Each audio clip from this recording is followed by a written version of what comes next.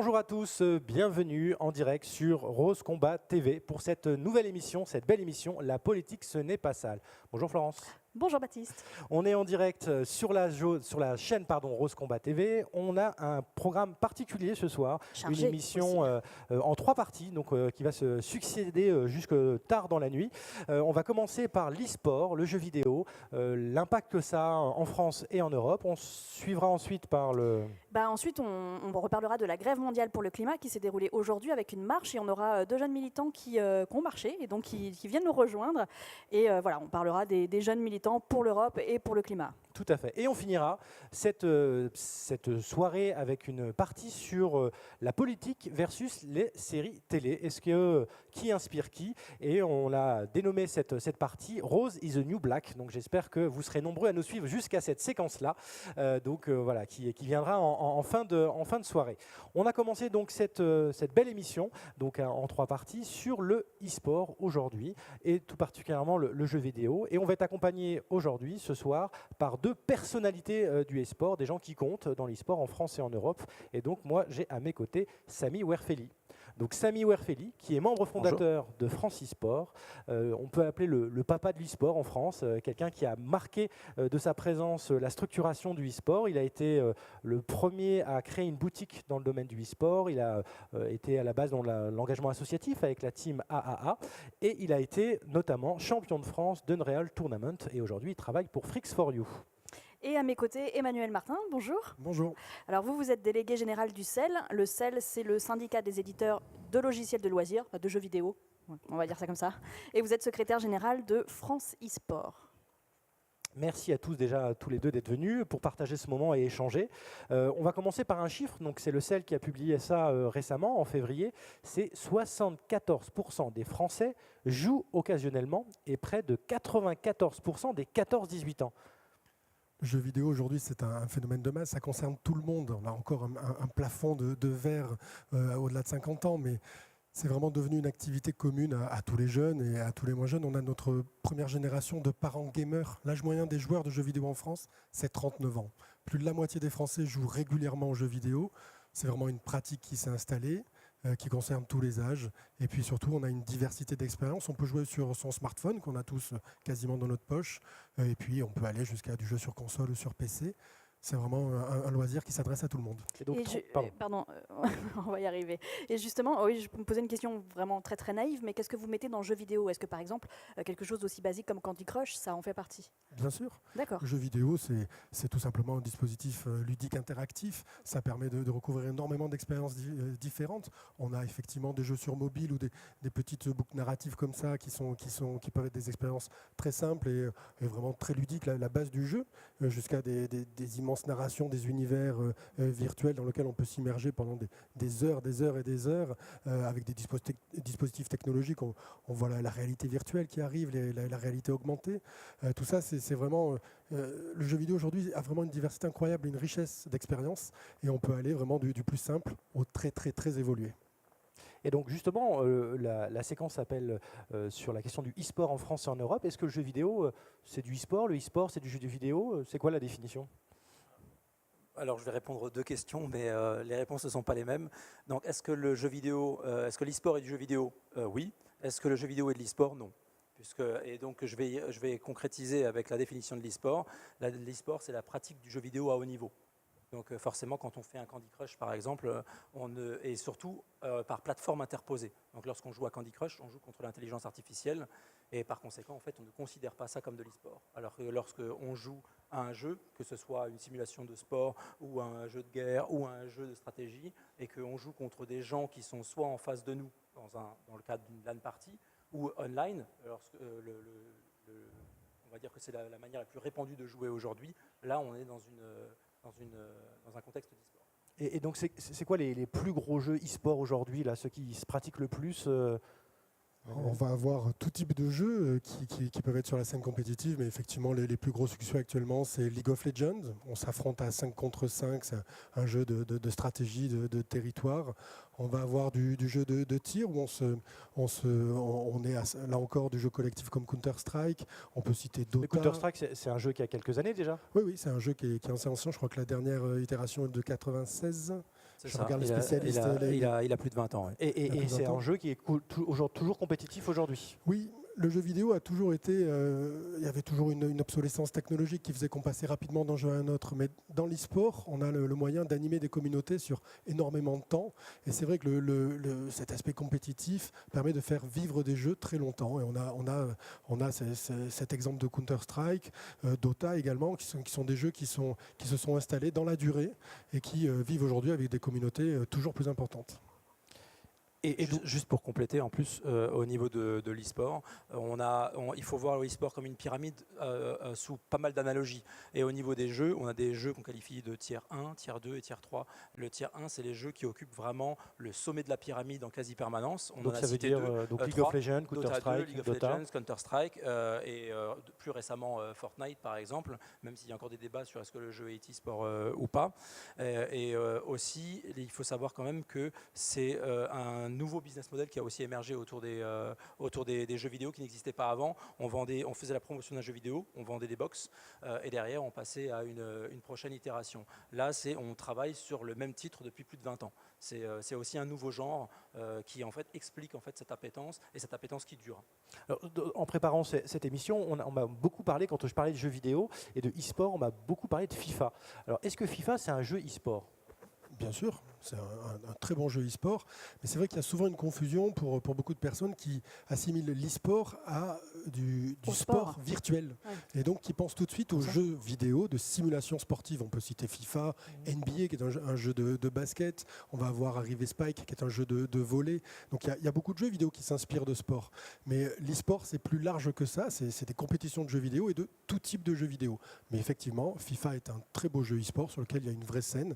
Et c'est d'ailleurs sans doute le plus gros jeu de simulation sportive dans le monde de l'e-sport. Donc j'ai eu une partie de ma réponse parce que c'est vrai qu'il y a un débat, en tout cas moi, quand on parle autour de nous de e-sport, la première remarque c'est pas du sport le e-sport, c'est du jeu vidéo.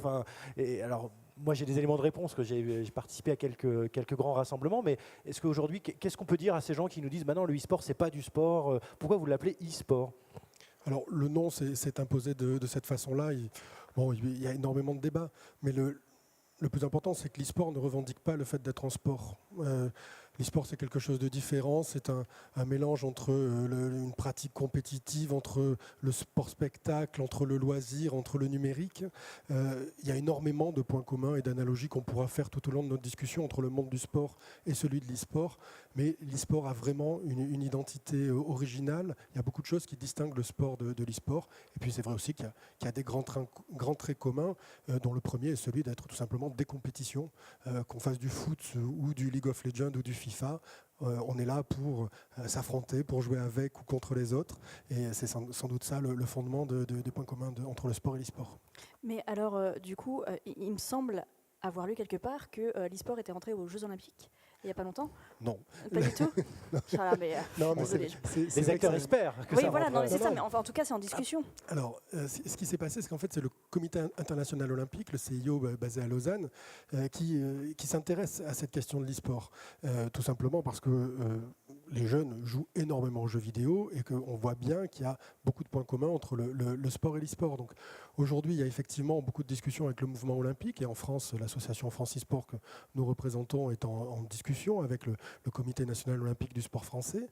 Mais on est plus dans une volonté d'échanger sur les boîtes à outils. Le monde du sport est un monde parfaitement structuré depuis des années. Le monde de l'e-sport est en train de naître, d'évoluer, de se structurer. On ne va pas réinventer la roue tout seul dans notre coin. On a besoin de l'expertise du monde du sport. Mais il y a de vraies différences, évidemment. Et pour ce qui est de l'e-sport aux Jeux Olympiques, il y a une différence fondamentale entre le sport et l'e-sport, c'est que le premier maillon, le premier élément de l'e-sport, c'est un jeu vidéo. Et le jeu vidéo, c'est une propriété intellectuelle qui appartient à un éditeur de jeux vidéo. Parce que par exemple, le basket ou le foot, ils ne sont pas propriétaires. Personne n'est propriétaire du basket ou du foot. Exactement. Ou du moins, c'est sa fédération qui en est propriétaire. Tandis que là, on a affaire à une entreprise. Donc c'est une différence de taille parce qu'aujourd'hui, ce sont les éditeurs qui ont organisé les grandes compétitions, l'équivalent des Jeux Olympiques ou du Championnat du Monde. Tout ça, aujourd'hui, c'est géré par des entreprises. Donc effectivement, c'est une différence de taille. Et donc c'était très intéressant le début des discussions avec le Comité international olympique parce qu'on a vu des athlètes des deux côtés, du sport et de l'e-sport, échanger ensemble, mais on a vu aussi des organisateurs de compétition, des éditeurs, des acteurs du monde du sport commencer à échanger. Et il y a sans doute énormément de choses à construire ensemble, mais c'est vrai aussi qu'il faut respecter ces différences-là. Non, il ne pourra pas y avoir une intégration mécanique de l'e-sport dans le monde olympique, parce qu'il y a des différences structurelles. Il y aura aussi des problèmes juridiques à résoudre aussi, j'imagine. Tout à fait. Donc est-ce que vous discutez avec des juristes ou avec des avocats, ou comment se passent les discussions exactement ? Alors, on est plus dans le domaine d'Emmanuel, c'est pour ça que je voulais le laisser un peu reposer sa voix. Mais juste pour répondre à la question avant, la confusion vient du fait qu'il y a eu une initiative en Corée, effectivement, qui était corrélée au CIO. Donc, une tentative durant les Jeux Olympiques d'hiver d'une manifestation sur StarCraft, dont Intel est à l'origine, qui est lui-même membre en fait, du CIO. Et c'est une initiative d'un acteur privé pour mettre en valeur un jeu vidéo. Et donc il y a eu cette confusion. Mais on a eu une réponse claire de la part du CIO sur 2024 et 2028, l'e-sport n'en fera pas partie. Donc, voilà. Mais en soi, pour voir aussi le verre à moitié plein, les acteurs de l'e-sport ne cherchent pas forcément, c'est pas le Saint Graal que d'être aux Jeux Olympiques. Ça serait une superbe reconnaissance, mais en soi, ça reste un divertissement en forte croissance et qui va continuer à croître, que l'e-sport soit au JO ou non. Maintenant, sur la propriété intellectuelle, je vais quand même repasser la main à Emmanuel qui est en plein dedans. C'est vrai que les Jeux Olympiques, ça fait rêver. C'est un événement extraordinaire qui a une audience mondiale. Mais là, la spécificité de l'e-sport, c'est que si un jeu vidéo rentre dans le programme des Jeux Olympiques, c'est qu'il y aurait eu la décision de son éditeur de considérer que c'était quelque chose qui l'intéressait. Cet éditeur va rentrer en discussion directement avec le monde olympique et puis on verra ce qu'il en adviendra. Mais en tout cas, le monde de l'e-sport tel qu'il est aujourd'hui, je crois qu'il n'y a pas de position en ce sens. Et voilà, et c'est sans doute, il y a aussi beaucoup de chemin à faire avant de bien se comprendre, de bien se connaître avec le monde du sport, puisqu'il y a eu beaucoup de malentendus. Et aujourd'hui, on est en train d'avancer tous ensemble. Alors, pour vous dire et vous rappeler qu'on est en direct sur Rose Combat TV, il y a le chat qui est ouvert, il y a déjà une première réaction, alors qui est un petit peu, je ne sais pas qui va faire plaisir à Emmanuel, mais bon, il représente les éditeurs, donc on va le dire. Donc c'est REL HRUS2, REL-RUS, qui dit on se fiche de connaître les opinions des syndicats des gros éditeurs sur la question, on les connaît déjà. En tout cas, moi, je ne les connaissais pas, mais voilà. Si c'est pour le faire de l'e-sport un nouveau marché de spectacle avec les mêmes dérives que celles du football ou du basket professionnel. Alors, une réaction, alors je suis désolé, hein, c'est plutôt dirigé à destination des éditeurs. Les éditeurs produisent des jeux vidéo. Aujourd'hui, leur plus grand soin est de faire des jeux vidéo qui rassemblent le plus de monde possible.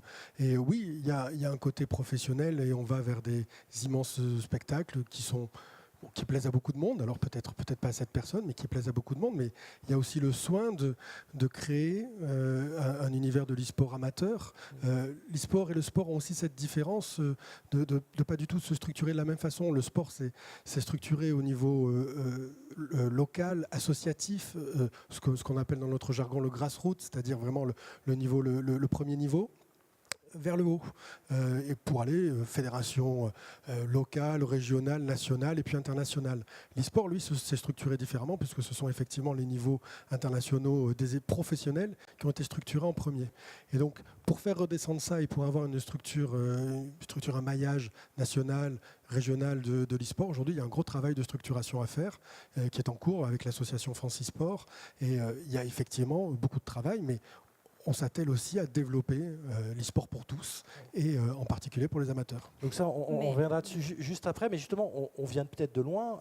C'est quoi l'histoire du e-sport en France? Enfin, comme on présente quand même comme le papa du e-sport, justement, comment ça a commencé, comment la scène s'est constituée, comment ça a pris autant de place aujourd'hui. Ça veut dire qu'on parlait de montants financiers, alors c'est sur le jeu vidéo, mais on est pas loin de 5 milliards d'euros qui sont générés en termes autour du jeu vidéo, et on sent bien que le e-sport il est en train de se démocratiser, alors peut-être grâce à Counter-Strike à l'époque et aujourd'hui Fortnite, mais on sent qu'il y a une évolution en France. Et comment vous avez vécu ça, cette évolution il y a quelques années et par rapport à aujourd'hui?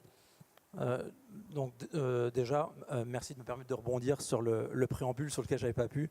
Je préfère l'appellation dinosaure parce qu'on est plusieurs papas quand même en France et je ne voudrais pas leur voler Donc dinosaure c'est mieux, mais les dinosaures ils ont disparu. Je suis pas sûr que l'un comme l'autre soit vraiment bien, mais en tout cas je pense que dinosaure est plus approprié.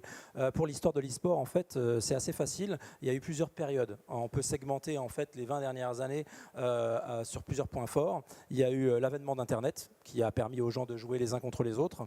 Ensuite, il y a eu le phénomène des LAN parties et le phénomène associatif, surtout en France. On l'a un peu moins retrouvé ce phénomène dans les autres pays et on le retrouve encore un peu encore aujourd'hui dans certains pays européens, mais il a quasi disparu ailleurs. Puis ensuite est arrivé quand même Twitch, qui a permis de démocratiser tout ce qui se passait offline et qui restait au sein en fait des communautés de joueurs et qui a été amené à d'autres personnes et qui a permis en fait tout simplement de prendre conscience du phénomène. Et puis ensuite, il y a eu, que ça plaise à votre auditeur ou non, le rachat de Twitch par Amazon qui a été un fort coup médiatique. Et c'est à partir de ce moment-là que l'ensemble des acteurs de l'industrie et même des autres industries se sont dit il se passe quelque chose. Ils ont commencé à s'y intéresser et c'est là où on a commencé à avoir des budgets plus importants à arriver. On a commencé à sentir cette croissance qui aujourd'hui est à 2 chiffres et à 2 chiffres constants depuis plusieurs années. Donc maintenant, pour donner des chiffres, aujourd'hui, pour comparer avec pour donner une similitude, enfin pour donner un rapprochement, on a dit qu'on était à 4,9 milliards de l'industrie du jeu vidéo en France. De l'industrie de l'e-sport au global, c'est-à-dire dans le monde entier, on est à un peu moins d'1 milliard. Voilà, ça permet de prendre un peu de recul et de voir où on en est. En France, France e-sport a sorti un baromètre qui nous permet d'avoir une très bonne lecture économique comme territoriale d'ailleurs de ce qui se passe et on est sur un consolidé de 30 millions d'euros à peu près. Donc ce n'est pas nul. Mais il y a encore un grand chemin à parcourir. Par contre, ce qui est intéressant, c'est qu'aussi bien en France qu'en Europe et que partout dans le monde, on a cette croissance à 2 chiffres. Donc il y a une réelle appétence pour le milieu. Et encore une fois, pour rebondir sur les propos de votre auditeur, ce n'est pas propre à l'e-sport qu'il peut y avoir des dérives, c'est propre à n'importe quel écosystème qui croît, dans lequel il y a beaucoup d'argent qui arrive, etc. À nous, justement, organisme associatif France e-sport, de travailler sur cette régulation. Et c'est en partie pour ça qu'a été créée l'organisation. Mais justement, pour revenir sur son commentaire, il parle de spectacle, mais c'est déjà un spectacle, j'ai l'impression, l'e-sport, parce qu'il me semble qu'il y a des compétitions qui sont organisées dans des grandes salles, dans des stades, et qui sont complètes, et où il y a une ambiance digne d'un match de football. Enfin, donc on est déjà dans le spectacle. Il y a des superstars de l'e-sport, enfin ça existe tout ça déjà. Absolument. Pour reprendre l'analogie d'Emmanuel avant, l'e-sport c'est construit par le top. Et pourquoi on entend beaucoup parler d'e-sport? Parce que c'est ces immenses événements qui sont très médiatisés. Aujourd'hui, moi, dans mon passé, enfin pas très récent passé, j'ai dirigé le ESL France pendant 10 ans. C'est le premier promoteur mondial. Grâce à leurs énormes événements en stade, en 2013, le premier qui a eu lieu en Allemagne, les gens se sont aperçus que les stades pouvaient être remplis par des personnes. Je vais encore prendre un exemple qui est très marquant, Katowice, qui est aujourd'hui le fleuron de l'ESL en termes d'événements. Est-ce que vous pouvez juste rappeler ce que c'est que l'ESL ? Oui, bien entendu. L'ESL, c'est le premier promoteur e-sport au monde. D'accord. Donc, ils sont divisés sur 3 continents, Asie, Europe et États-Unis. Et ils ont été connus pour justement ces gros événements qui aujourd'hui fleurissent dans le monde entier. Et donc Katowice est aujourd'hui vraiment le fer de lance de la société et il réunit 170 000 personnes sur site pendant plus de 2 semaines. Mais il faut savoir que la première édition en 2013, il y avait 10 000 personnes qui regardaient le stream, donc online. Donc cette croissance dont je parlais avant est matérialisée par ce type d'événement. On sent qu'il y a un engouement. Enfin, bon, on va revenir sur le chat parce qu'il s'est réveillé d'un coup le chat. Mais c'est qu'on a eu récemment, je crois que c'était 190 000 personnes qui regardaient en direct la sélection de Solari pour la finale de la Coupe du Monde à New York. Donc on sent bien qu'il y a cet engouement aussi pour des joueurs français, des équipes françaises, parce que dans Solari il n'y a pas que des Français. Mais voilà, ce soutien, comme on peut soutenir un club de foot ou un club de basket, on commence à soutenir de plus en plus des équipes de e-sport. Juste pour revenir, on a J'aime pas ça qui dit c'est bon une émission sur l'e-sport, bah, merci à lui. Il y a Guizerle Ghetto qui dit c'est clair, ouais. Malgré mon pseudo, j'aime bien ça. C'est la 2e émission que je regarde, c'est plutôt généraliste, merci. Il y a Suns Crochet de retour sur Quake ou Unreal. Alors ça, ça fait sourire parce que je crois que ça parle de ce côté-là. Et enfin, Yasmine Eddy qui dit j'y connais rien en e-sport. Bah, j'espère que cette émission va vous permettre de mieux connaître cet environnement. Alors, Suns Crochet, ça... Sunscorcher. Sunscorcher, c'est quoi? Là, pour le coup, tu as bien écorché. Bah oui, complètement. C'est mon pseudo de joueur à l'origine et j'ai jamais changé. Donc mon Twitter est encore mon pseudo de joueur. Ah, quand tu jouais à Unreal Tournament, c'était avec avec ce pseudo-là. Ah, tout à fait. Bon, bah, très bien. On est avec un vrai dinosaure. Ouais, un vrai dinosaure qui a gardé pas de son... Merci de me le rappeler. Ben, en tout cas, il y a des gens qui suivent l'actualité e-sport parce que voilà, ils ont retrouvé le nom d'origine de joueurs, de Samy. En tout cas, donc voilà, on a parlé justement de cette évolution, cette structuration en France, notamment sur cet intérêt qui se développe. Et justement, quelle est la place de France e-sport? Déjà, France e-sport, ça fait plusieurs fois qu'on en parle. Alors, c'est pas, on m'a fait beaucoup de blagues en disant que c'est Francis Sport, ça n'a rien à voir, c'est France e-sport. Donc voilà, on joue pas sur les jeux de mots. Et donc, d'où ça vient, depuis combien de temps ça existe et comment c'est structuré? Parce que est-ce que les éditeurs et les joueurs dans la même organisation, c'est pas un peu bizarre? Non, au contraire. Mais je vais revenir quand même sur les origines. Donc, France e-sport est une organisation à but non lucratif qui a été créée en 2016 sous l'impulsion du ministère du Numérique, donc avec Axel Lemaire. Axel Lemaire, la ministre. Ouais. Voilà, et qui a pour vocation à travailler sur la régulation, sur la compétitivité et sur les enjeux territoriaux. Bien entendu, il y a d'autres enjeux comme l'intégrité, l'inclusion et autres, mais globalement, France e-sport a pour but d'adresser tous ces sujets qui sont très importants à l'accompagnement d'un écosystème en pleine croissance. Et donc, les éditeurs dedans, pourquoi, comment? Dès le début, de façon très naturelle en fait, puisque on était plusieurs à réfléchir ensemble à comment est-ce qu'on pourrait adresser les questions, les problèmes communs des acteurs de l'e-sport. Et puis, on a créé un premier groupe de travail, et puis enfin cette association qui est née en 2016. Et très vite, on a eu cette idée de mettre vraiment toutes les parties prenantes autour de la table et de se mettre aussi pour discuter dans des bonnes conditions, en face à face et dans des conditions d'égalité. Aujourd'hui, le conseil ça se passe bien aujourd'hui Ça se passe très bien. Aujourd'hui, le conseil d'administration de France e-sport est composé de 4 représentants du collège des éditeurs, 4 représentants du collège des promoteurs, donc toutes les sociétés qui organisent des compétitions, qui gèrent des clubs, tous les gens, toutes les entreprises de l'e-sport, et puis 4 représentants du collège des joueurs, qu'ils soient amateurs ou professionnels. Et c'est un point sur lequel il faut insister, c'est qu'aujourd'hui, dans France e-sport, les grands éditeurs, dont parlait votre auditeur tout à l'heure, les grands éditeurs ont le même poids dans la décision que le collège des joueurs. Et c'est quelque chose qu'on a voulu, y compris du côté des éditeurs, c'était vraiment de dire construisons ensemble dans un rapport de confiance et faisons en sorte de pouvoir développer l'e-sport dans toutes ses dimensions, dans toutes celles dont parlait Samy. Il y a énormément de travail et aujourd'hui il y a un énorme investissement de beaucoup d'acteurs dans cette association. Et qui décide, parce que je sais qu'il y a une actualité, et qui décide les représentants des joueurs? Alors les joueurs, c'est un vote du collège des joueurs. Donc aujourd'hui il y a plusieurs centaines de joueurs inscrits dans le collège des joueurs de France e-sport. Les joueurs se présentent. Aujourd'hui, on est en train de rentrer dans la période d'élection du conseil d'administration. Donc, on va avoir des candidatures de joueurs. Professionnels essentiellement? Non. Toutes sortes de joueurs. Aujourd'hui, dans le conseil d'administration, il y a un joueur professionnel et 3 joueurs amateurs. Donc l'idée, c'est que... combien d'adhérents en joueurs à peu près? En joueurs, on a dépassé les 600. C'est ça, c'est ce qu'on a eu. On a eu le conseil d'administration cette semaine, donc oui, les chiffres sont à peu près à jour. Donc 600 joueurs, et donc tous les joueurs peuvent postuler, c'est très démocratique, et donc l'inscription il y aura est une gratuite, campagne, et un peu comme les élections européennes, voilà, il y aura des listes, et donc les gens vont pouvoir avoir des professions de foi, les gens pourront voter. Exactement, et l'idée c'est que donc, vraiment, un joueur qui souhaite se présenter et s'impliquer dans cette association est le bienvenu, et a toutes ses chances d'être élu, puisque c'est un processus parfaitement démocratique. J'ai une question, alors ça va venir justement sur la question des enjeux en France et en Europe. C'est vrai qu'on en parle souvent. L'e-sport ou le gaming est-il créateur d'emplois aujourd'hui? Est-ce qu'il y a une chaîne de valeur? Est-ce qu'il y a une appétence économique qui font qu'on crée des nouveaux emplois aujourd'hui dans le domaine du e-sport, avec le regard, justement, avec ce qui s'est passé peut-être il y a quelques années, où aujourd'hui c'était peut-être plutôt amateur, une organisation un petit peu moins structurée par rapport à ce qui se passe aujourd'hui? Est-ce qu'on sent qu'il y a des nouveaux métiers qui sont apparus? Il y a plusieurs questions. Alors, est-ce qu'il y a des nouveaux métiers qui sont apparus? Oui. C'est un écosystème qui a ses spécificités, ses codes, et il y a des métiers qui sont vraiment propres à notre univers. Et donc, ceux-là, on les retrouve, par exemple, un observateur. Voilà, c'est quelqu'un qui doit être employé lors d'une production et qu'on ne trouvera que dans notre écosystème. Et son rôle, c'est quoi? Son rôle, c'est d'observer ce qui se passe dans le jeu pour se positionner là où se passe l'action, ou en tout cas des actions clés qui vont permettre la compréhension du jeu, et ça en permanence pendant 5, 8, 10, 15 heures, le temps que la compétition se déroule. Donc c'est-à-dire que la personne ne joue pas, mais elle observe la situation et elle renseigne, non? Comment ça se passe? C'est exactement ça. Elle observe, elle renseigne, elle ne joue pas, mais elle doit connaître le jeu.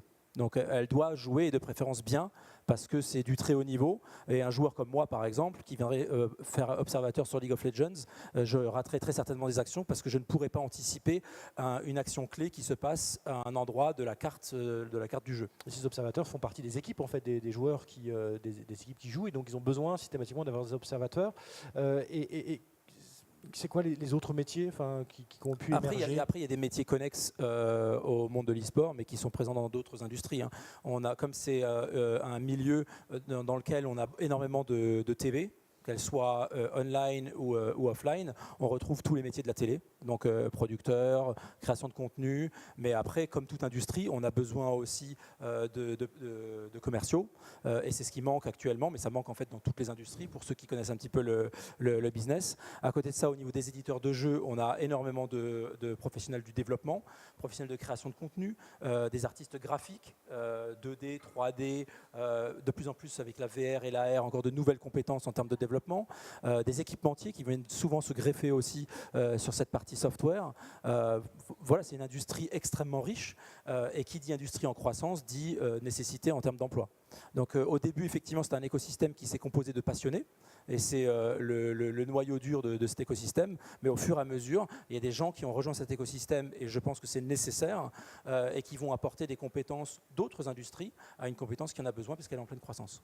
Et donc là j'ai une question, je vais peut-être te laisser. Il y avait, et l'e-sport est-il en retard vis-à-vis des autres pays européens? C'est Gizerleghetto qui demande. Donc n'hésitez pas, on est toujours sur Rose Combat TV, n'hésitez pas à nous... Voilà, vous êtes très nombreux à réagir sur le chat en direct, donc n'hésitez pas à nous ressolliciter, comme vient de le faire Gizerleghetto. Et donc, oui, comment s'inscrit la France dans le paysage européen par rapport à l'e-sport?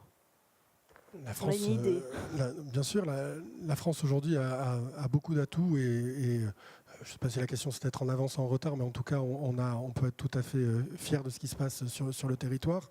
Il y a d'abord un univers structuré. On est la seule association quasiment au monde qui rassemble à la fois les joueurs, les promoteurs et les éditeurs, donc qui cherchent à mettre tout l'écosystème autour de la table.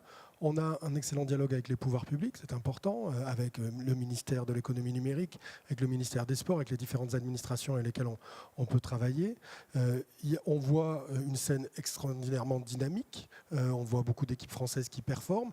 On a des événements internationaux qui arrivent, on a eu un major de Dota il y a 2 semaines, on aura les finales des Worlds de League of Legends en novembre. Aujourd'hui, la France est un pays attractif pour l'e-sport, et je pense qu'il y a une vraie dynamique sur ce territoire. Et donc justement, au niveau européen, France e-sport, comment on se positionne? Est-ce qu'il y a d'autres? Est-ce qu'il y a Espagne e-sport, il y a Lituanie e-sport, ou au niveau européen, comment ça se structure? Est-ce que ça structure? Est-ce que nous, est-ce qu'en termes de structuration de la pratique amateur, notamment, est-ce qu'on est un petit peu en avance ou pas? Comment ça se passe? Alors, effectivement, on est en plein dans l'actualité, et je ne parle pas des européennes, puisque nous aussi on a nos européennes en fait. Depuis maintenant, bien 10 mois, France e-sport œuvre à la création d'un organe européen.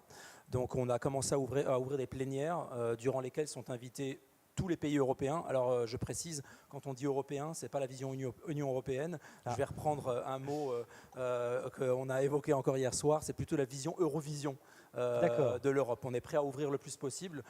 Pour nous, ça n'a pas de sens de se limiter à des territoires, dans la mesure où l'e-sport est de toute façon un mouvement global. On va plus se retrouver sur des thématiques, des façons de penser et un marché. Donc si c'est à peu près similaire, autant tous se retrouver autour d'une table et voir s'il peut y avoir consensus. Consensus, il n'y a pas encore, mais en tout cas, ça nous permet de découvrir nos homologues des autres pays. Et globalement, la France est quand même bien en avance, en tout cas au niveau structuration. Un peu aussi au niveau marché, il faut être clair, c'est une des premières questions que je pose en général quand je me déplace, c'est en consolider, quel est votre chiffre d'affaires à l'échelle du pays. Alors, il y a certains pays qui ne savent pas, parce qu'il faut savoir que ce baromètre de France e-sport a quand même beaucoup aidé à avoir une vision économique de notre pays, mais globalement la France est quand même bien en avance. Je dirais que si je devais moi-même faire un pronostic comme ça au doigt mouillé, parce que je n'ai pas les chiffres de chacun, je dirais que en fait on retrouve toujours les mêmes pays moteurs, UK, France, Allemagne, et après derrière il y a quand même les pays nordiques qui caracolent en tête de liste, avec aussi la Pologne. Aussi incroyable que ça puisse paraître, la Pologne est très très en avance sur la partie sport. Et du coup, pour reprendre la comparaison avec l'Eurovision, l'Eurovision, elle est organisée par l'Union européenne de radio-télévision. Est-ce qu'il faudrait une union, enfin l'équivalent pour l'e-sport?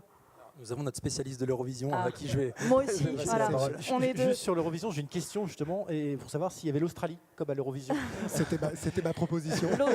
L'Australie est invitée depuis 2015, voilà, pour la petite histoire. Et elle est membre associée de l'UERT, donc l'UER, qui organise l'Eurovision, mais pas actif. Voilà. C'est pour ça qu'elle est invitée et pas active. On aurait pu faire une émission sur l'Eurovision. Ah bah alors là, là j'étais... Justement, sur cette question-là.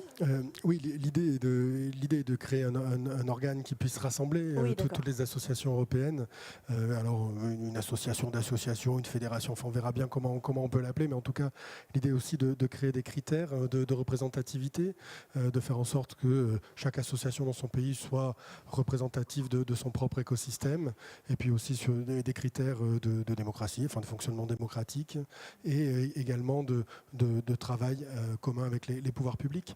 Mais oui, l'objectif est d'arriver à une fédération des associations e-sport européennes qui puisse aussi dialoguer avec le syndicat européen des éditeurs, qui est structuré lui depuis de nombreuses années, toujours dans cette idée de développement commun entre toutes les parties prenantes, pour faire en sorte que l'e-sport puisse se développer sans qu'il y ait de tensions ou de problématiques entre les différents acteurs. Alors, sur le chat en direct sur Rose Combat TV, on a plusieurs réactions. Alors, il y en a qui sont très intéressés par le petit Wally qui est là. Voilà, j'aime pas ça qui dit qu'il faut qu'on le sauve. Donc save Wally. Alors, il y avait une question plus sérieuse sur Servius Tullius qui dit peut-être faudrait-il un cadrage national avec des fédérations comme pour les sports traditionnels. Donc voilà, aujourd'hui. Est-ce qu'il y a une structuration justement en lien avec Francis Sport sur on a parlé de pratiques professionnelles, on a parlé de grands événements, on a parlé d'éditeurs, mais justement toute cette pratique amateur qui sont soit adhérents ou non à Francis Sport, tous ces joueurs, comment ils sont encadrés, comment la pratique est encadrée aujourd'hui ou demain? En fait, c'est tout le but de Francis Sport. Je parlais avant des 3 préceptes qui nous ont motivés à créer cette organisation. L'un d'entre eux était la régulation. Donc nous, en fait, on veut voir comment on peut faire de cet écosystème un écosystème le plus stable possible. Mais aujourd'hui, je répète ce que Emmanuel a dit, mais en résumé, le fait qu'on puisse réguler facilement dans le sport, c'est qu'il y a des fédérations. Or, dans l'e-sport, ce qui s'approche le plus de la fédération, c'est l'éditeur de jeu. Donc il faut qu'on arrive à composer tous ensemble, sauf que on est sur quand même des relations tripartites qui rendent la chose un tout petit peu compliquée. Donc encore une fois, pour reprendre en partie nos propos, on est chez Francis Sport sur des approches très collégiales et donc ça va prendre du temps, mais c'est des sujets qu'on aborde au quotidien. Donc oui, il y aura des bases qui seront posées. Oui, la structuration amateur, elle est très importante pour Francis Sport. Et elle serait à quel niveau par exemple? Elle se fait au niveau des territoires. Donc aujourd'hui, Francis Sport... L'échelle régionale, départementale... Voilà, on peut dire qu'après 3 ans, on est quand même bien avancé sur cette partie structuration nationale. On est en rapport quotidien avec les pouvoirs publics. On a avancé sur le sujet. Maintenant, ce qu'on veut faire, c'est à l'instar des régions qui ont été créées en 2017, on va essayer d'avoir un organe représentatif de chaque région qui est créé dans ces territoires, de manière à ce que nous, au niveau national, on puisse redescendre des informations, des services à des gens qui sont en région et qu'eux puissent nous remonter des informations clés et alimenter cette chaîne de valeur essentielle dans chaque région. Alors j'ai une question de Monsieur Yo. Oui, Monsieur Yo, une question intéressante. Comment travaillez-vous, si vous le faites, avec les gros influenceurs du gaming? Comme Gotaga ou Zerator, par exemple. Alors, parce que vous le faites déjà. Oui, bien entendu, on les connaît, puisque nous, en fait, certes, on est représentant de Francis Sport. Mais vous faites pas ça à plein temps. Association 1901, donc vous êtes bénévole, lucratif. Mais à côté de ça, on est tous professionnels de l'industrie, donc ces gens-là sont incontournables, bien entendu qu'on les connaît, bien entendu qu'on travaille avec eux. Est-ce qu'ils s'impliquent dans Francis Sport? Non. Pas encore, mais en tout cas, on parle avec certains d'entre eux pour que justement ils s'impliquent. Pourquoi? Donc là, vous lancez un peu un appel à Gotaga et à Zerator en disant si vous nous écoutez, Gotaga, Zerator, vous êtes invités à rejoindre Francis Sport. Il y a des élections absolument, bientôt. Mais donc ils le savent et ce serait avec plaisir qu'on les accueillerait parce qu'ils peuvent justement, ils ont cette voix qui porte auprès d'un très grand nombre et qui permettrait de démocratiser encore un peu plus l'écosystème et on a besoin de gens comme eux, bien entendu. Oui, parce que je crois que Gotaga, sa communauté, c'est plus d'1 million de personnes qui le suivent. Enfin, je sais plus. Je pense que le compteur augmente de jour en jour. Oui. Voilà, donc je ne vais pas dire de bêtises parce que sinon je vais me faire rattraper par nos gens qui nous suivent sur le chat. Mais voilà. Fact-checking voilà. en direct. Ils vont nous dire combien de personnes suivent Gotaga aujourd'hui. On avait une autre question. Je te laisse la... Ah oui, mais alors là j'ai le soleil dans l'écran. Alors je vais le dire. Donc Relrus 2, donc, même que tout à l'heure, qui nous dit quid de la nocivité de la mise des éditeurs encore sur les compétitions. On peut penser aux réticences de Nintendo aux compétitions Smash Bros 1000 ou aux jeux en ligne dont la fréquence des mises à jour importantes perturbe régulièrement les compétitions. On pense à LOL par exemple. Ça, j'ai l'impression que c'est un sujet qui revient assez souvent. Bien sûr, c'est un sujet qui est compliqué parce que vous avez d'un côté des communautés qui se sont appropriées les jeux, qui donc ont un rapport extrêmement fort, qui sont extrêmement engagés, pour qui c'est leur jeu préféré tout simplement, et qui donc sont tout à fait légitimes sur ce sujet-là. Et puis vous avez de l'autre côté des éditeurs, et il faut bien comprendre que pour ces éditeurs-là, ces jeux, c'est tout simplement le cœur de leur activité. Donc il y a quelquefois des dialogues qui sont un peu compliqués dès que des communautés ont envie de quelque chose et que l'éditeur, lui, cherche à développer d'un autre côté. Donc tout l'intérêt, et notamment de Francisport, est d'essayer d'apaiser un peu ces relations, de servir peut-être de médiateur, de faire en sorte que les communautés puissent mieux s'exprimer. Il est évident que pour tous les éditeurs, comprendre et animer et faire vivre sa communauté, c'est quand même l'essentiel de leur activité. Donc il n'y a jamais de volonté d'aller contre sa communauté. Donc il peut y avoir des tensions, il peut y avoir des frictions, mais fondamentalement, on est quand même là pour faire participer le plus de monde possible.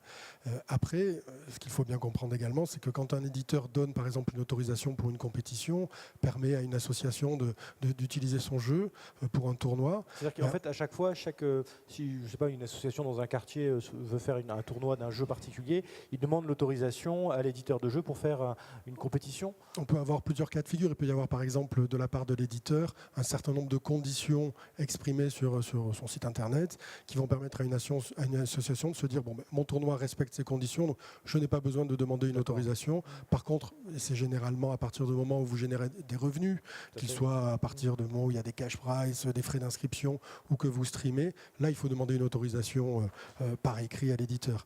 Mais évidemment, on est sur la propriété intellectuelle. Et là, on est sur un enjeu qui est crucial, c'est-à-dire que les éditeurs ne peuvent non plus pas se permettre de confier leur propriété intellectuelle à des acteurs qui ne vont pas respecter certaines règles, à commencer par quelque chose qui est fondamental dans le jeu vidéo, qui est le classement PEGI, qui permet de savoir à partir de quel âge un jeu est conseillé. On ne peut pas envisager qu'un acteur de l'e-sport ou du jeu vidéo, par exemple, organise une compétition sur un jeu qui est déconseillé au moins de 16 ou 18 ans, avec des joueurs qui est moins de 16 ans ou de 18 ans. Donc, justement, ce label PEGI, interdit au moins de 18 ans, PEGI 16, etc. Comment ça se fait ? Qui décide du jeu s'il est accessible ou non à des mineurs ou le niveau d'âge qu'il faut avoir pour y jouer ? Alors, PEGI, à l'origine, c'est une autorégulation des éditeurs, c'est-à-dire ce sont les éditeurs qui ont créé ce système, qui se déroule de façon assez simple. Il y a un conseil qui a été créé, deux organes qui ont été créés, le PEGI Expert Group qui définit une grille de ce qu'on peut trouver dans les jeux vidéo en termes de violence, contenu sensible, tout ce qui peut faire peur, langage grossier, nudité, voilà, enfin toute une série de contenus, de critères sur les différents types de contenus sensibles. Donc là, ce sont des spécialistes, des psychologues, des pédagogues, des experts de la protection des mineurs. Et ça, c'est au niveau français ou Non, c'est européen. PEGI est présent dans 39 pays aujourd'hui. 39 pays, ouais. Ça a été créé en 2012. Donc là, il y a une grille qui a été établie par ce PEGI Expert Group. Ensuite, il y a deux organismes indépendants qui s'appellent le NICAM, qui est basé à Amsterdam, et le Video Standard Council, qui est basé à Londres, qui, eux, reçoivent les jeux des éditeurs, les jouent entièrement et les classent ensuite en fonction de cette grille. Donc il y a des gens qui sont payés à jouer pour noter. Exactement. Il y a des beaux métiers quand même. J'y suis allé l'année dernière visiter le Video Standard Council et effectivement. Donc ils reçoivent les jeux en amont. Bien sûr, avant bien en avant, et les consoles aussi. Et ils ont par obligation de jouer jusqu'au bout. Exactement. Pour noter ils ont tous les codes qui leur permettent d'aller vite à travers les jeux, puisqu'évidemment il y a certains jeux où il y a des centaines d'heures, donc évidemment ils ont toutes les indications. Est-ce qu'un jeu qui va être interdit au moins 18 ans en France, on parlait des 39 pays, par exemple en Corée ou au Japon, là j'ai une question justement de Perceval44 sur cette question, merci à lui pour cette question, en disant ce label PEGI est-il constant entre l'Union Européenne, donc ça on a eu la réponse, mais pour le Japon, la Corée et les USA? Alors aujourd'hui on a plusieurs systèmes de classification, donc on a le PEGI qui est présent dans 39 pays en Europe et Moyen-Orient également, on va avoir le SRB aux États-Unis, puis un classement brésilien, un classement au Japon et un classement en Corée. Mais il y a des différences ou pas? On est en train de plus en plus de les harmoniser puisqu'on a créé une coalition qui s'appelle IARC, International Edge Rating Coalition, dans lequel on est en train de fédérer de plus en plus tous ces systèmes pour faire en sorte qu'aujourd'hui, par exemple, si vous travaillez dans l'industrie du jeu vidéo mobile, qui est une industrie qui croît, un des segments du jeu vidéo qui croît énormément, vous pouvez faire ratifier très rapidement que si vous êtes par exemple sur Android, vous vous rendrez compte que toutes les applications sur Android sont classées par PEGI si vous les regardez en France. Et si vous allez aux États-Unis et que vous faites la même chose, là, elles seront classées par ISRB, pareil au Brésil. Et en fait, le questionnaire pour toutes ces applications est le même. Et donc, quand vous appliquez... Donc ça s'harmonise en fait. Exactement. On harmonise de plus en plus au niveau international.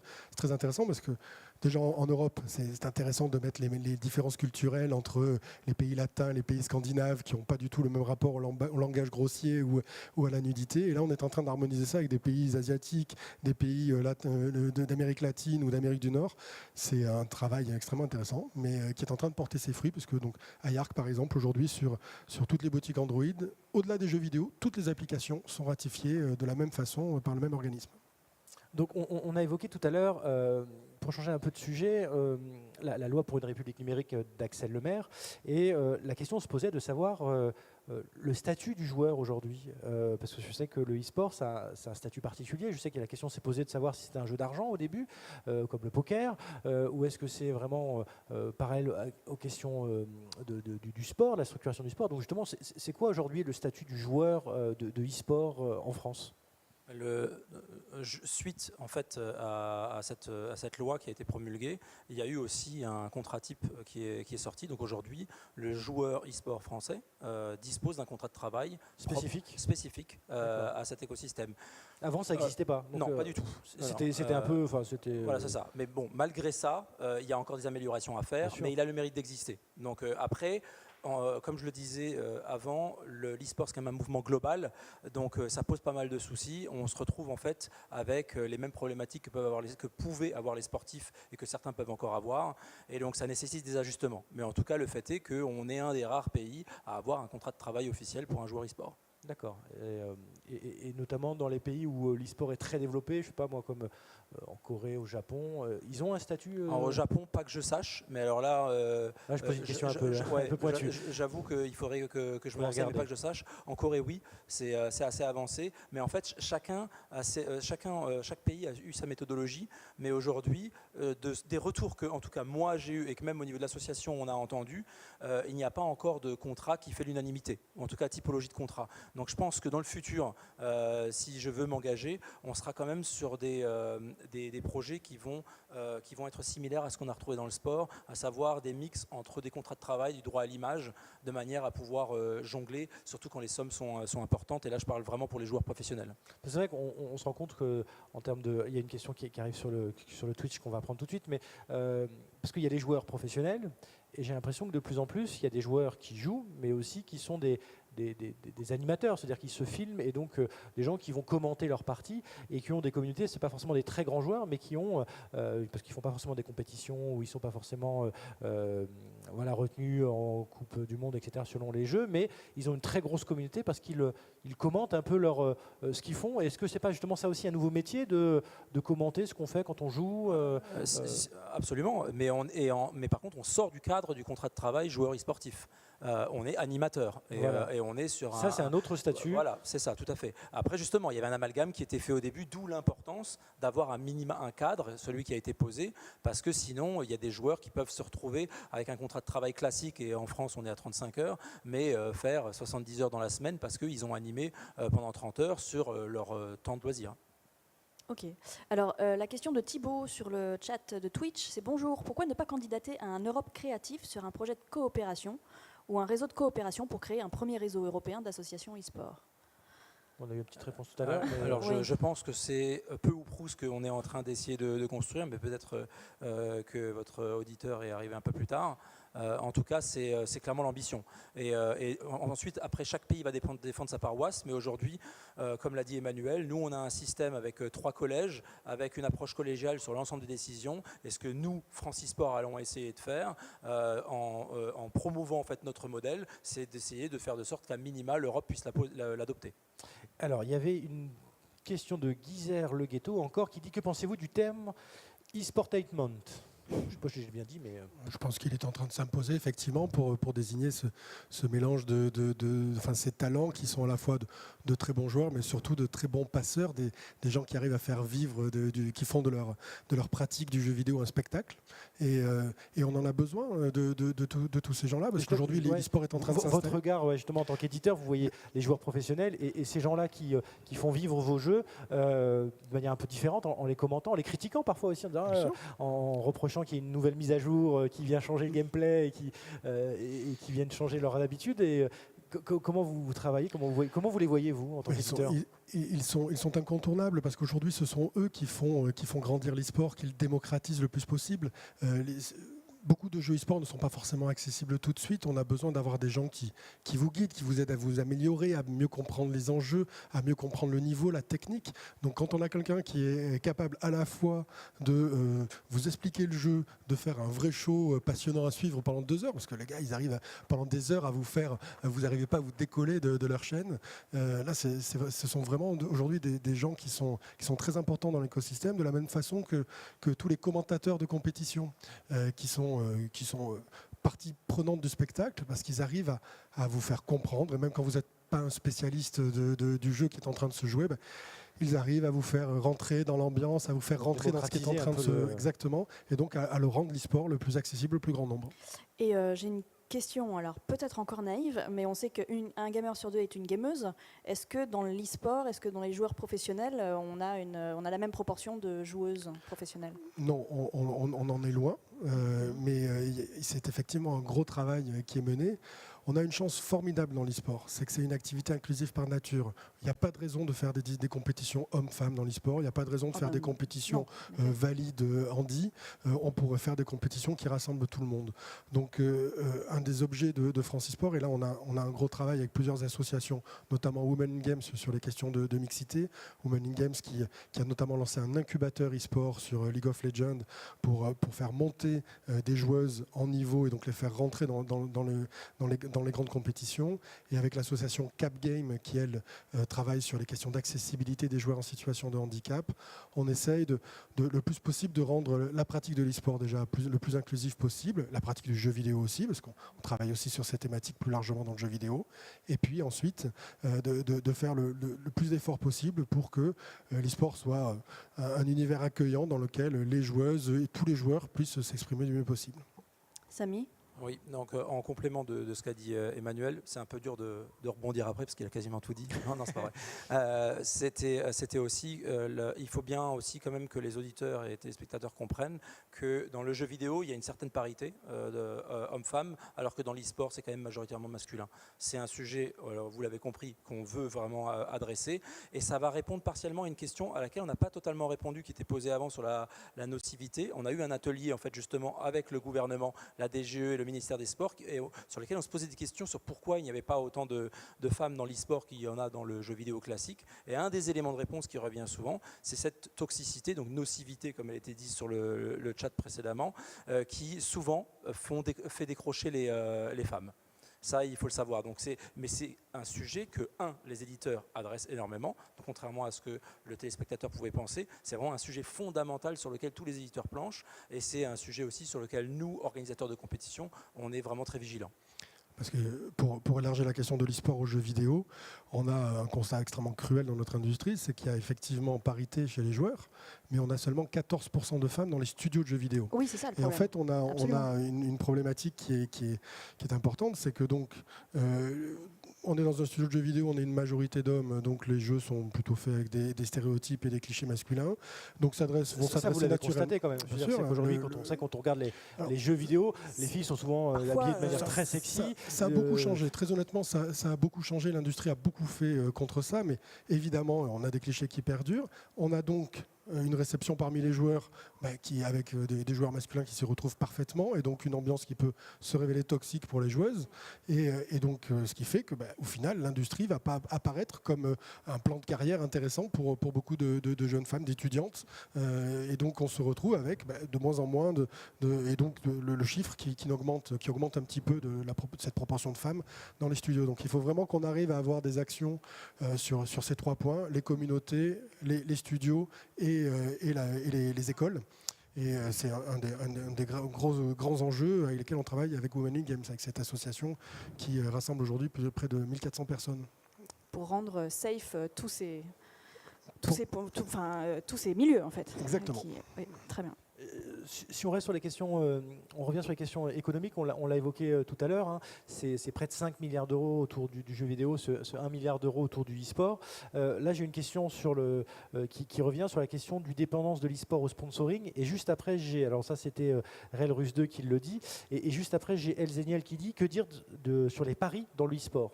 Alors, est-ce que vous avez déjà posé la question à Francis Sport sur la question des paris et sur la question et sur la question du sponsoring, de la place du sponsoring dans l'e-sport? Ouais, je vais plutôt répondre sur le côté sponsoring parce que je sais que les paris c'est le dada d'Emmanuel. D'accord.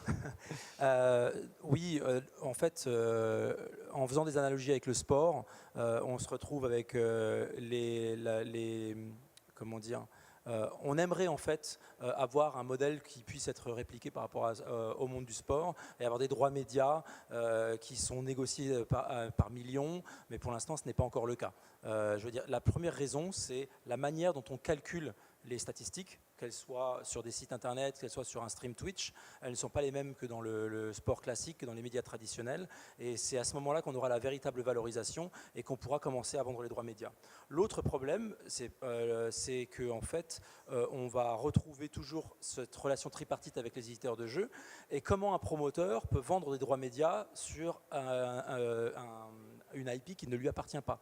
Donc il faut aussi laisser le temps à tous ces acteurs de parler ensemble et à ce moment-là, on pourra avoir des business models sains et donc commencer à avoir une atténuation de la part du sponsoring dans l'e-sport vers d'autres modèles. Mais aujourd'hui quand même, avec tous les événements qui soient régionaux, nationaux ou internationaux, on voit quand même que la part du sponsoring se réduit, alors pas comme peau de chagrin, mais qui se réduit au profit du ticketing, donc tout ce qui est entrée. Ça veut dire que les gens viennent pour voir des shows e-sport. Les gens payent pour venir voilà, la regarder. publicité indirecte, parce que Twitch en tant que plateforme et d'autres, mais Twitch est largement dominant aujourd'hui, c'est pour ça qu'on l'évoque. Il y en a d'autres plateformes que Twitch? Il y a Mixer, et aussi en Asie, il y a des plateformes propriétaires qu'on ne connaît pas en France et qui fonctionnent très bien.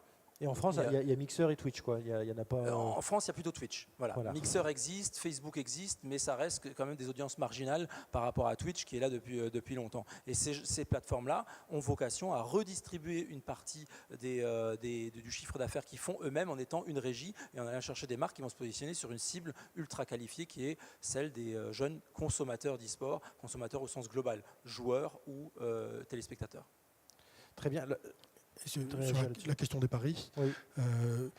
On n'a pas de jugement moral à apporter. Le pari est légal, le pari sportif est légal en France.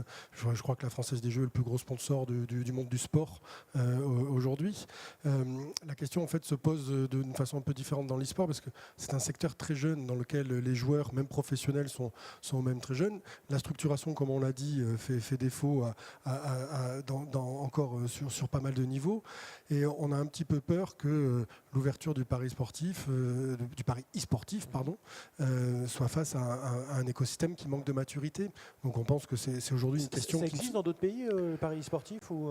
Oui, puisque vous avez des plateformes, vous avez des pays dans lesquels il peut y avoir des plateformes et qui proposent du pari, mais aujourd'hui c'est sans doute un secteur qui manque de maturité et ça serait faire prendre des risques à l'écosystème. Donc pour l'instant, nous on a une position qui est celle de ne pas discuter de ce sujet-là, enfin de le laisser en fin d'agenda pour laisser d'abord l'écosystème se structurer et avoir des bases solides. J'ai une question. Alors là, on va quitter le domaine économique et la structuration professionnelle. Et si on revient sur le parti plus local, plus associatif, il y a plusieurs questions, et notamment Kayako Gagming qui dit et l'associatif dans tout ça. Et juste avant, je crois qu'il avait posé une question. Il serait peut-être temps de catégoriser l'e-sport associatif, qui ne l'est toujours pas. Il me semble que c'est quand même la base. Donc, Samy, là-dessus. Alors, je suis entièrement d'accord avec ce téléspectateur, sauf que l'e-sport associatif est catégorisé.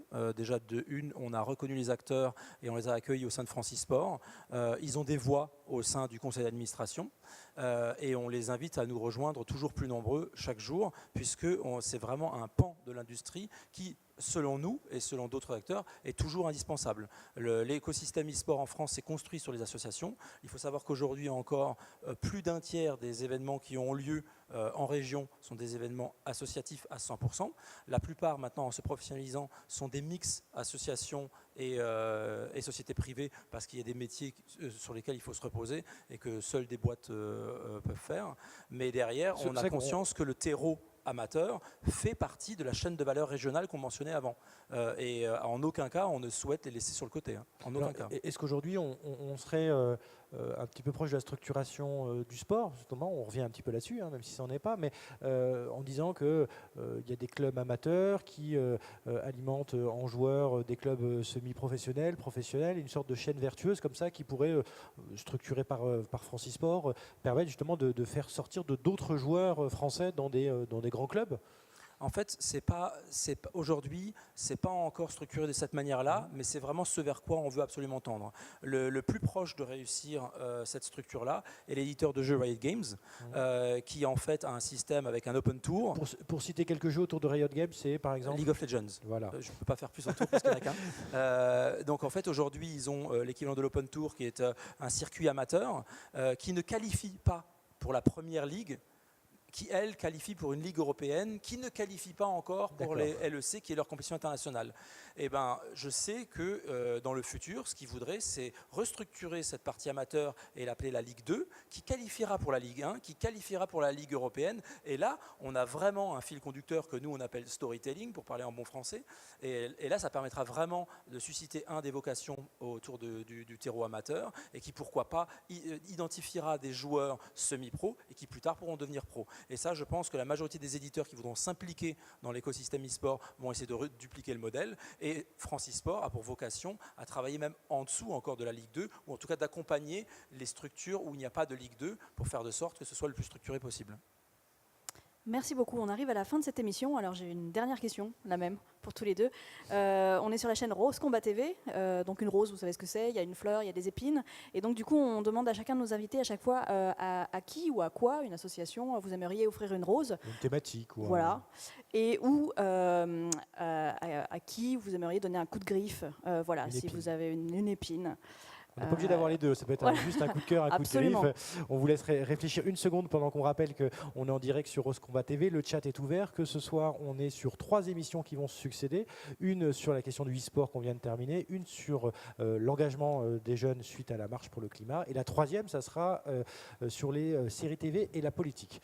Donc Emmanuel, tu commences, coup de griffe ou coup de cœur, ou les deux? Moi, c'est les coups de cœur, je suis toujours positif, mais c'est les associations dont j'ai parlé, avec lesquelles on travaille, Cap Game sur l'accessibilité, qui fait un travail extraordinaire pour permettre à tous les joueurs de profiter du jeu vidéo, et puis Women in Games, parce que c'est une association qui existe depuis seulement 2 ans, et en 2 ans, elles ont réussi à changer déjà énormément de mentalité dans notre secteur. Je crois qu'elle est sur Twitter, elle a un Twitter, elle a un site, voilà. Donc Women in Games, franchement, vous pouvez les suivre, c'est assez intéressant. Voilà. Oui, j'allais poser la question, on peut retrouver ces associations, elles ont un site internet? Oui, très facilement, capgame.fr et Women in Games, mais bon, vous le trouvez très facilement. Ok, merci. Samy? Moi, je vais rester politiquement correct, donc je vais aussi aller sur un coup de cœur. J'offre une rose à tous les amateurs dont on vient juste de parler aujourd'hui et qui ont créé cet écosystème en France, qui continuent à le faire perdurer et qui permettent aussi de consolider ces chaînes de valeur régionales. Et je leur dis, tenez bon, la structuration territoriale arrive, la structuration régionale arrive, et vous allez bientôt récupérer les fruits de vos efforts. Voilà, et quand c'est dit par le dinosaure du e-sport, ça a du sens. En tout cas, merci beaucoup, merci Emmanuel. Merci à vous pour votre disponibilité, votre présence là pendant cette première heure d'émission. Donc on va pas se libérer, on va pas se séparer longtemps, on va juste faire une petite pause, mais on restera connecté, on va changer le plateau et on va continuer. Donc restez connectés sur le chat, ça va pas se couper, on va juste se lever, boire un coup, remercier nos 2 intervenants de Francisport. Vraiment merci à vous d'être venus pour échanger sur ce sujet. On se reverra peut-être très bientôt pour suivre cette actualité. Vous pouvez aller sur Francisport pour candidater si vous êtes dans le collège des joueurs ou des organisateurs ou des éditeurs. Je crois que la campagne n'est pas encore ouverte. Si, non, pas encore. Elle vient de se lancer? Il me semble qu'elle a été lancée, en tout cas en interne. On a sensibilisé nos membres à l'importance de candidater et on commence à communiquer dessus. Donc voilà, allez-y sur Francisport, sur leur site internet pour suivre leurs réseaux sociaux. Et donc on se dit dans quelques minutes. À tout de suite sur La politique, ce n'est pas sale sur Rose Combat TV.